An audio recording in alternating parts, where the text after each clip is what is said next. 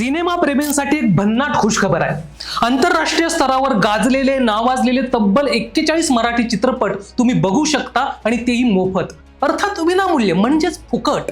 तुम्ही म्हणाल असं कुठे होतं का? होतं ना। जे जगात कधी झालं नाही ते महाराष्ट्रात होणार आहे। चित्रपतका 2025 या आंतरराष्ट्रीय दर्जाच्या पहिल्या मराठी चित्रपट महोत्सवाची घोषणा सांस्कृतिक कार्यमंत्री आशिष शेलार यांनी केली आहे। लक्षात असू द्या, हा पहिला वहिला मराठी चित्रपट महोत्सव 21 ते 24 एप्रिल दरम्यान पु ल देशपांडे कला अकादमी प्रभादेवी येथे होणार आहे, म्हणजे सिद्धिविनायक मंदिराच्या जस्ट मागे।